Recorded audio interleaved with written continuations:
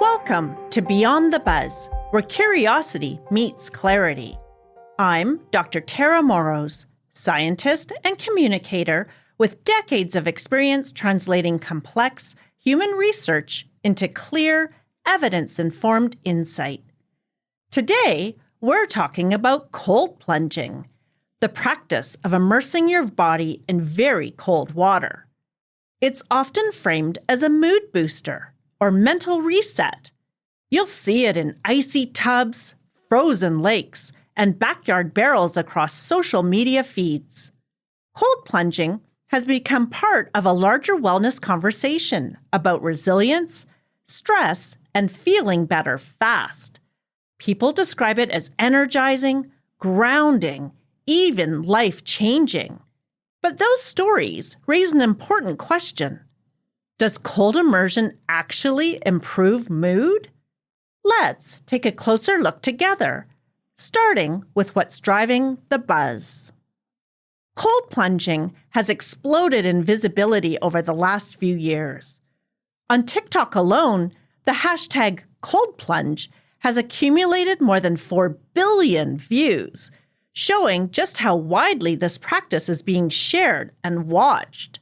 That's roughly 4 billion moments of people seeing, scrolling, or engaging with cold water content. This attention hasn't stayed online. The cold plunge trend has also turned into a fast-growing consumer market. The global cold plunge tub market was valued at about $331 million in 2024 and is projected to reach nearly $660 million by 2033, reflecting rapid commercialization of cold exposure products. Cold plunging is no longer niche. It's being sold as a lifestyle upgrade, a mental health tool, and a daily ritual. But popularity doesn't always mean understanding. Let's check the evidence, our kind of receipt check. This is the moment to pause and ask the questions that matter.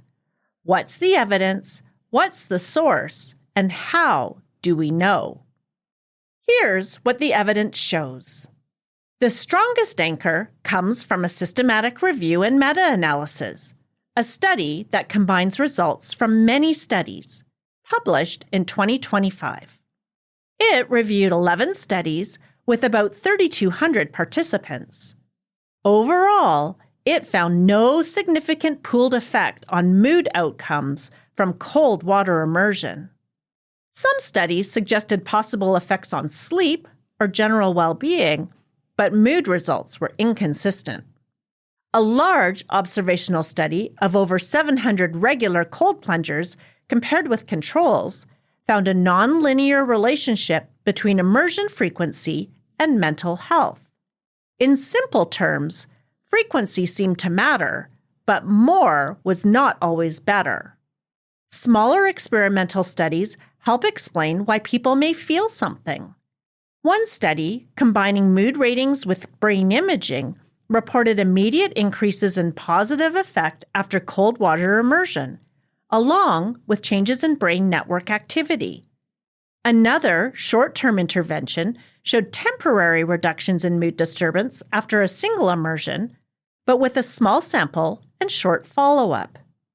Researchers are still working to connect these short-term effects to lasting mental health outcomes. A published protocol for a future meta-analysis highlights that the evidence base is still emerging and not yet conclusive.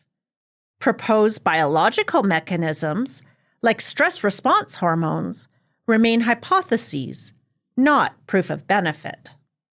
So why does this trend resonate? Cold plunging offers a clear, intense experience. It creates a strong physical sensation and a sense of accomplishment. For many people, that can feel meaningful or empowering. Cold exposure also fits cultural ideas about resilience, discipline, and doing hard things. It gives a simple action in a complex world. And when something feels immediately noticeable, it's easy to assume it must be working, even when longer-term effects are uncertain. So what's the takeaway? Across studies, cold plunging shows no consistent evidence for lasting mood improvement.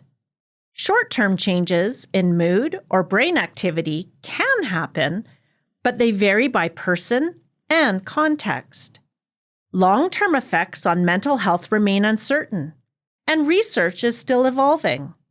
It can feel confusing when personal stories sound stronger than the science. So if this has left you feeling caught between curiosity and uncertainty, you're not alone. Your evidence edit moment. When a wellness trend feels powerful, ask whether the evidence matches the claim. Notice if benefits are short-term, variable, or based on small studies. A simple rule is this: strong feelings are not the same as strong evidence. You don't need certainty to make thoughtful choices. Something to reflect on. When something feels good immediately, how often do you check whether the benefits last? What would change if you paused to look for evidence before buying into the promise? If you found this useful, follow Beyond the Buzz and share it with a friend who likes a little science with their scroll. You can also explore the full sources and vote in this week's poll in the Evidence Edit. Until next time, stay curious and stay kind to your mind. This is Beyond the Buzz, cutting through the hype because evidence is empowering.